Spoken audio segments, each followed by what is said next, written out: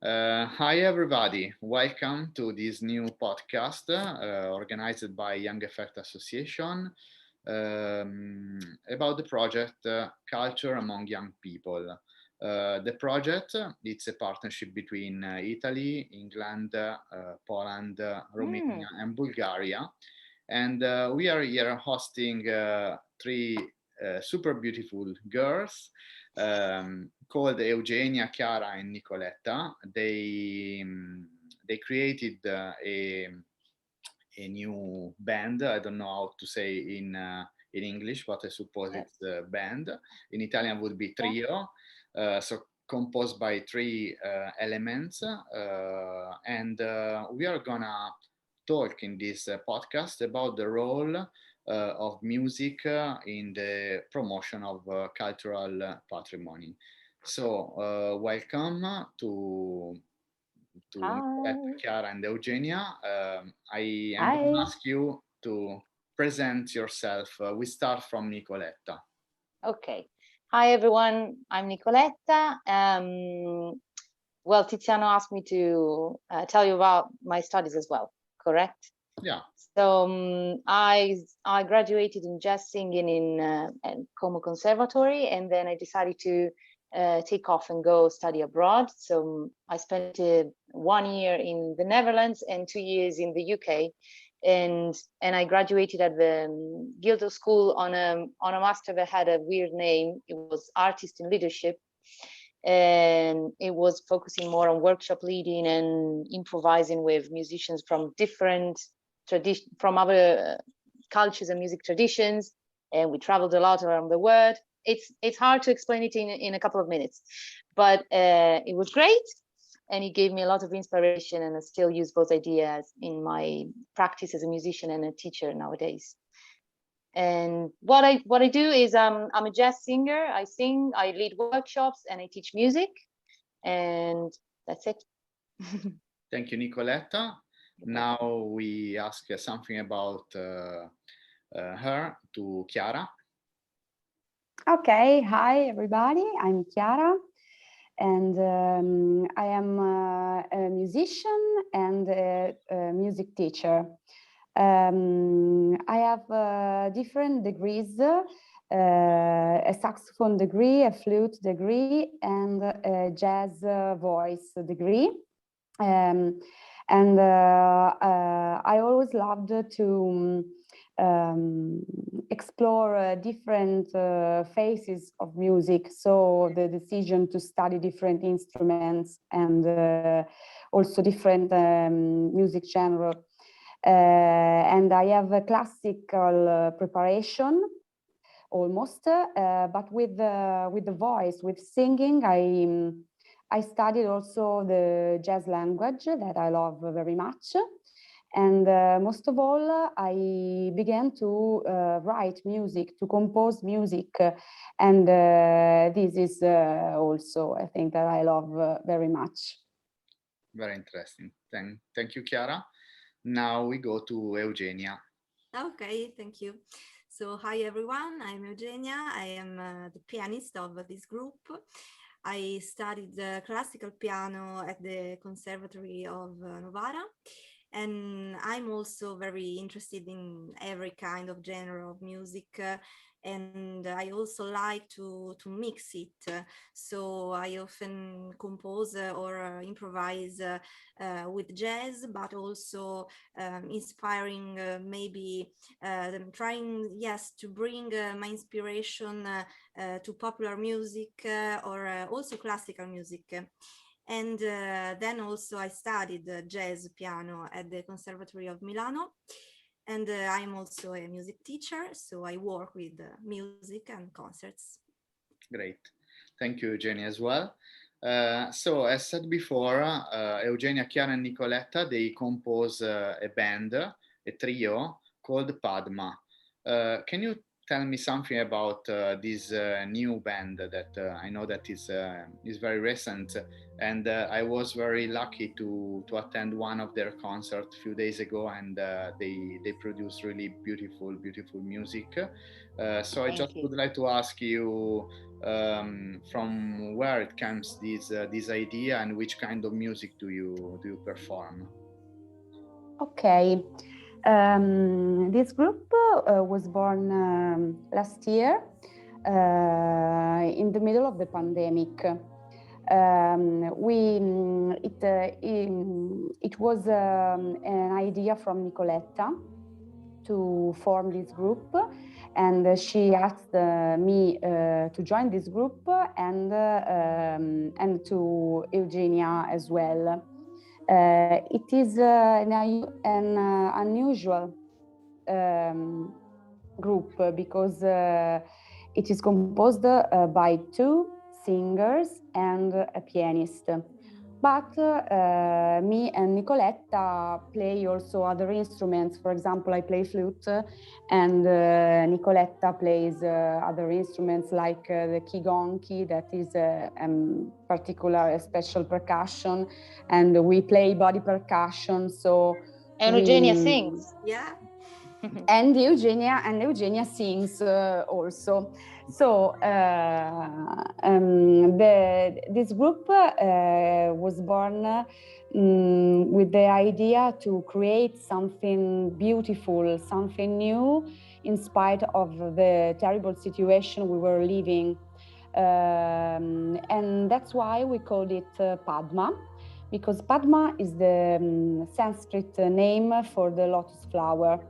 And it's a symbol of purity and beauty, and of something that is able to give birth to something very beautiful from muddy waters.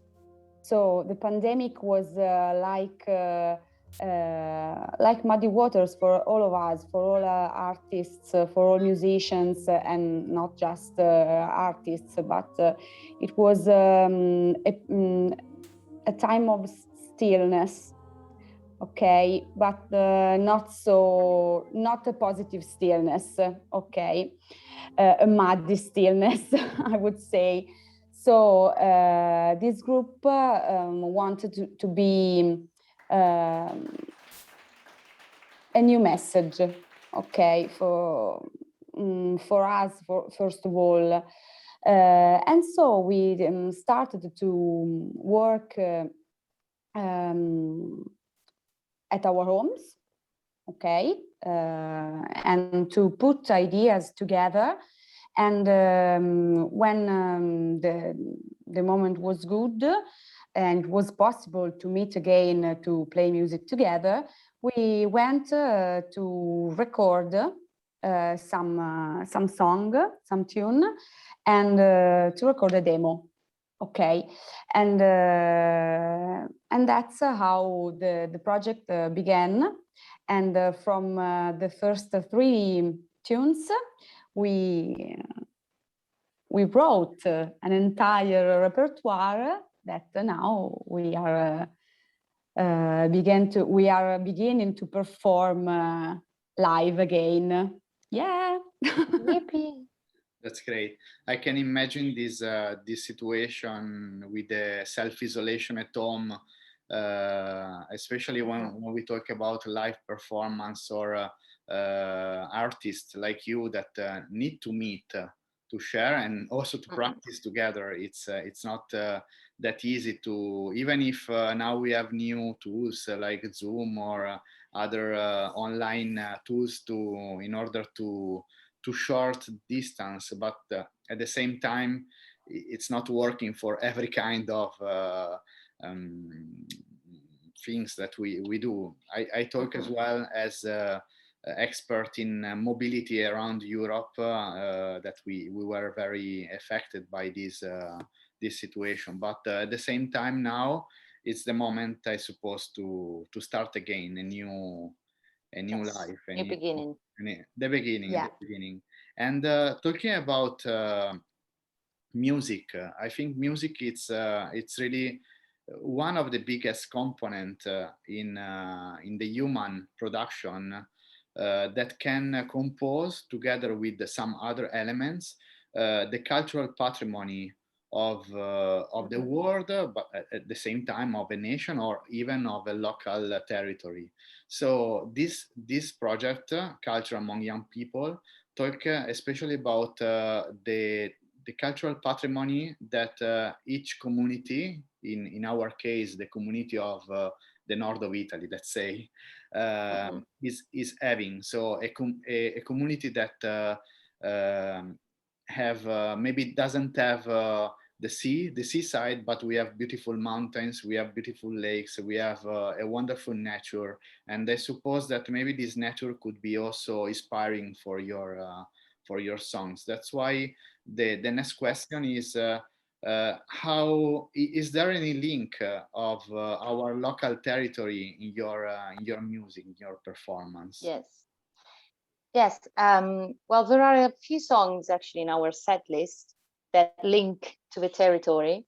One in particular is a tune I wrote with a couple of friends back in London. So we're talking about 10 years ago, to which I put Italian lyrics. So the tune, the melody and the harmony was born in London, but then I came back and I decided to put Italian lyrics talking about a royal owl that sits outside Vizio Castle. So there's an area of Lake Como that I particularly love, and that is Vizio Castle is on top of Varenna. There's a little hill going up, and on top of the hill there's a castle and a stunning view.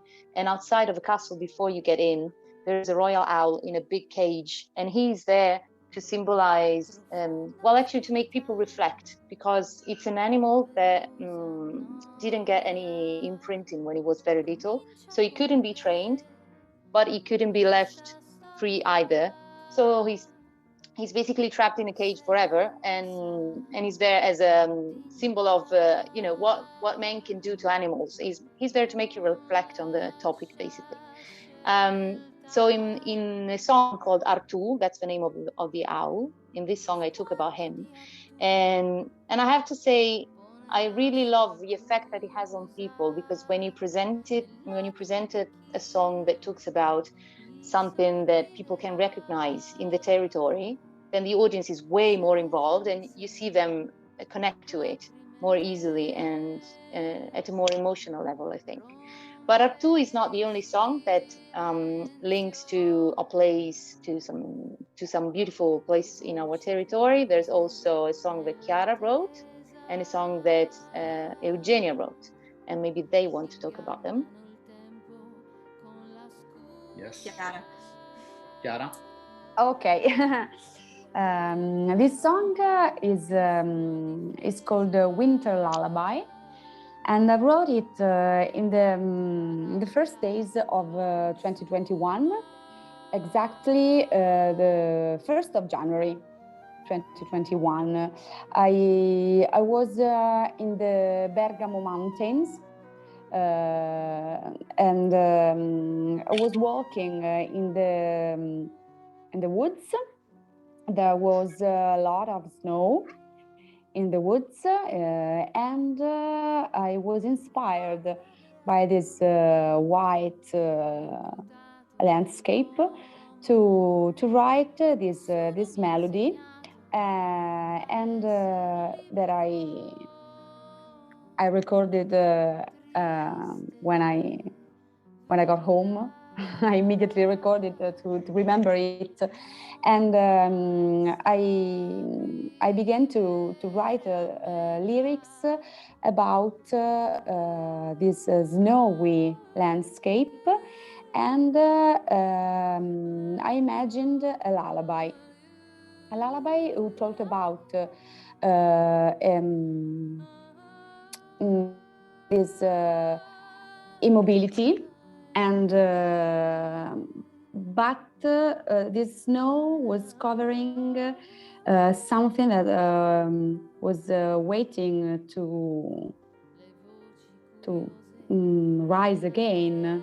Okay, winter is just something, a moment where spring prepare. prepares for a new life again. And so it was our mountains, our woods that inspired me in writing this composition. Wonderful.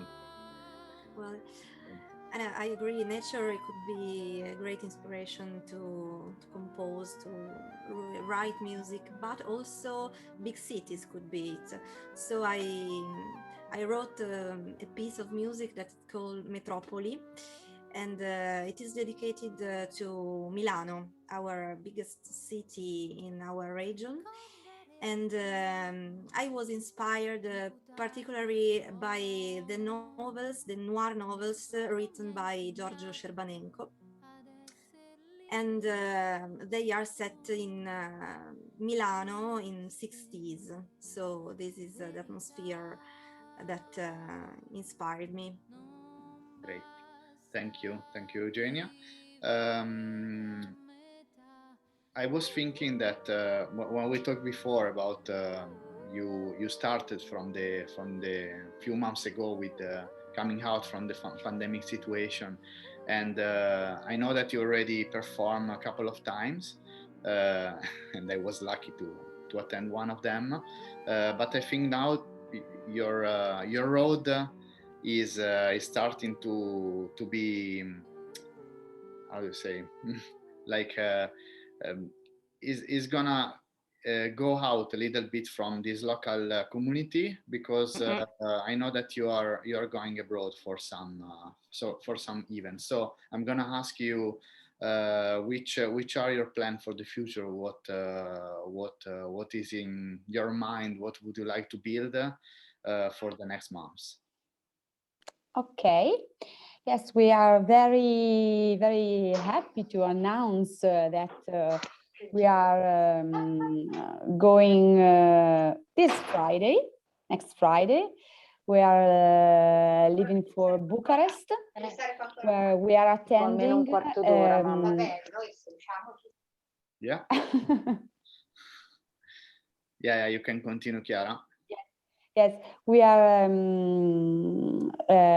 going in Bucharest to attend the international jazz competition, and it's a really great experience for us and for a new group like ours. And when we sent our application to the competition,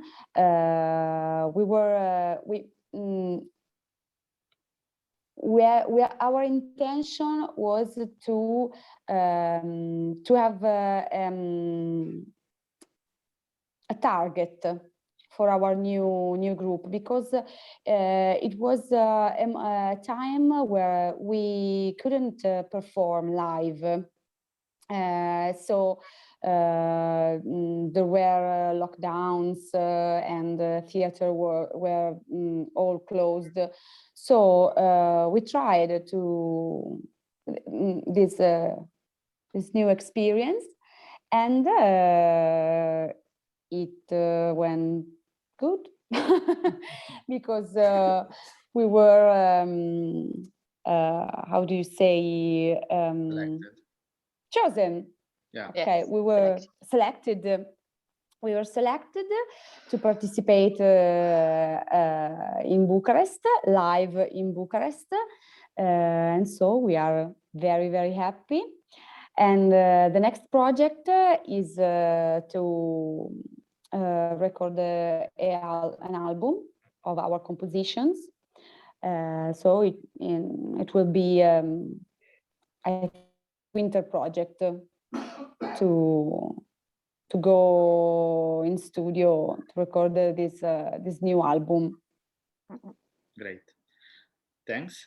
So our Romanian friends from AXA BBC, Brașov, Bucharest, Constanța will be lucky to come to the theater where you will perform, to listen your music, and I really hope that you will score. You will have a good position in the class. Thank you. But anyway, it's really a good start to Yes. to go abroad to share the music.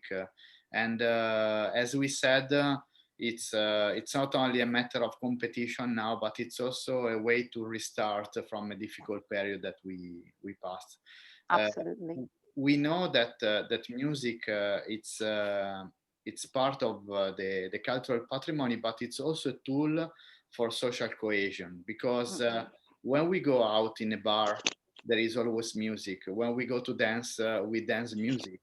When we go to a concert, we go to listen a musician that maybe is in our hearts. So I think that music is it's really a strong instrument that unified the people. So not only football, even if recently we were lucky to win the European Cup, but as well, yeah, people by supporting the football team were singing. So music it's really it, probably the main ingredients that humans are using in order to be united. So I would like Yes. to ask you, what do you think about this, and how you felt when you were not able to use this tool for your profession during these months where we were self-isolated? Mm. I have to say, I always think that music is super powerful because it uses the language of sound, and that doesn't have a nationality. Okay, you can use lyrics in different languages, but through sound, you can communicate with each other, even if you're not from the same country, or even if you have a different background, even if you're not, even if you're just an amateur musician, and you don't have to be trained either. Um, I think music is a fantastic tool to make people feel part of a community.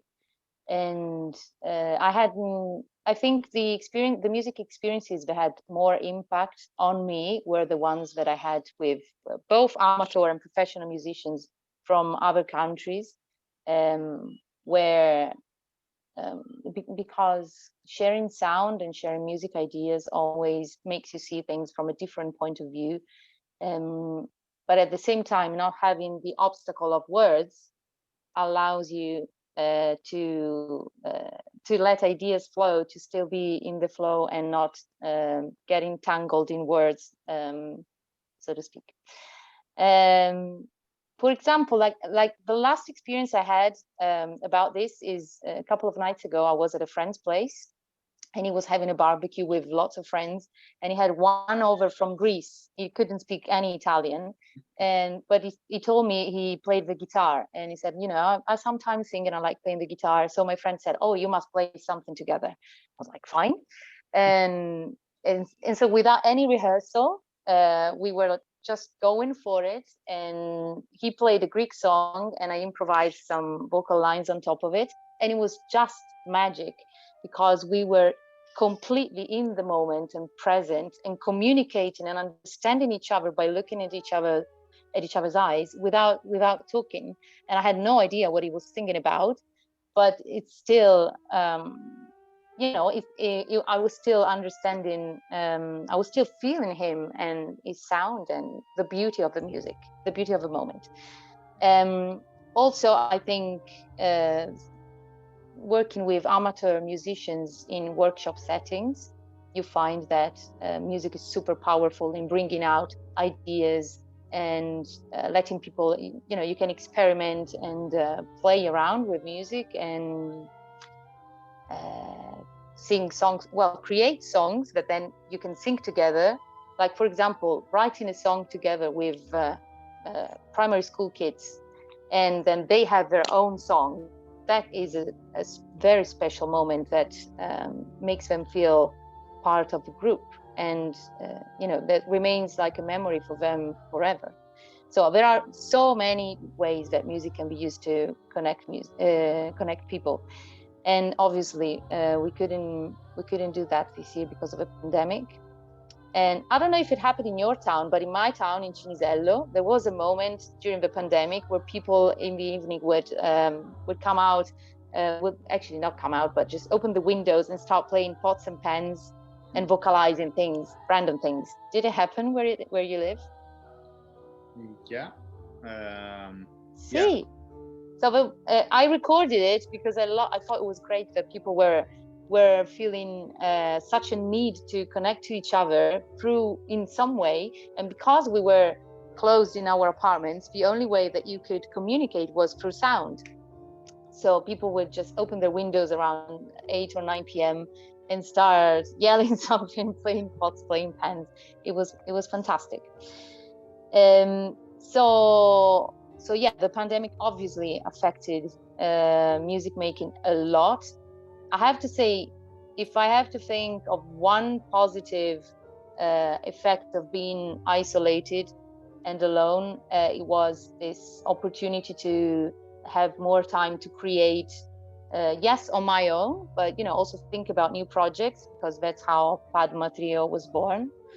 Um, so obviously there were many negative sides, because not having the possibility to connect with the audience was well, we were missing a lot. And when I performed for the first time, I could feel so much energy, so much emotion, and so much joy. So it's fantastic to be back to playing live. But I have to say, I did my best to took advantage of this time of stillness, as Chiara called it, to reflect uh, and let ideas flow, and yeah, basically a lot of self-reflection, which now goes into my work. So preparing for the new season. So I'm really hoping that this is a fantastic new beginning, and that there isn't. I'm really hoping that there isn't another stop in front of us. So we're just looking to the future. Yeah. Yeah. Well, if nobody want to add anything, I go to for the last question in this podcast. Well, before asking you this question, I would like to say that this project we are running, it talks about cultural patrimony, and it's also we do this in order to make the local institutions, and not only the European Commission that is granting this project, but also the local institution be aware about the very importance of the cultural patrimony in the for social cohesion, and especially for young people that are the ones that maybe are let's say they have much more difficulties, even if they are talented. When we talk about music, we know how difficult it is to emerge, to be visible, to show your ability. So the question that I would like to ask is, in your opinion, what the institution can do in order to help musicians and all the let's say the market of music, in order to come out from this difficult moment, and in general also apart the COVID. I think that there are a lot of things that maybe can be done better, and in your opinion, what the local institution can do in order to help in this goal. Yeah. Well, I can try to answer to this difficult question, and I can try to say what I think about this. And well, I think the more important thing is that the institution recognize, as you said, the talents, the musical talents, but not only musical, well, and support it, because they are part of the cultural heritage. So, first of all, it is necessary to invest economical resources on it, because it's it's the base.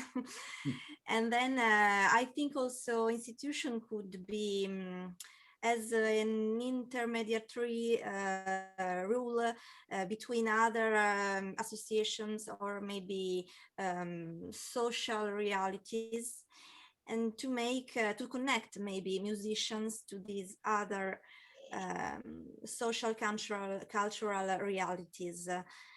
And I also think it's really, really important to begin from school with this kind of mentality, cultural mentality, to bring music, because, well, we are maybe the country of music. I think it is not a stereotype. So Italy is a country very, very rich about this, and we have to bring it to the new generations and to involve them in this kind of approach. I think so. Yeah. I totally agree. I agree in this, and also if our project is just a little point in the big project of European Union, well, we try to make a little change, and also it's thanks to you and your talent and your capacity to create new things and to go around Europe to perform and to share also our traditions, and that sometimes mix with also other music coming from around the world, and you perform very well in this. So I really wish you good luck for Thanks. the festival in Bucharest, and thank you very much to attend this podcast that will be shared around Europe, especially in the countries that I mentioned before. And well, thank you very much. Thank you, Tiziano. Thank you. For having us. Thank you very much. Bye. Bye bye. Thank you. Bye bye. Yeah.